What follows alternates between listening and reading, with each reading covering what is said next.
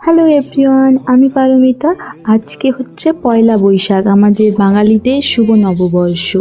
তো নববর্ষের অনেক অনেক শুভেচ্ছা ও অভিনন্দন সবাইকে। আমি আজ রেডি হচ্ছিলাম, আমি একা হইনি, আমি আর শিল্পী, এই যে আমরা দুজনে রেডি হয়ে যাচ্ছি আজকে পুজো দিতে। সবার কাছে শুনেছি নাকি আজকের দিনটা ভালো গেলে পুরো বছরই ভালো যায়, তাই আজকের দিনটা ভাবলাম শুরু করি মায়ের আশীর্বাদ নিয়ে।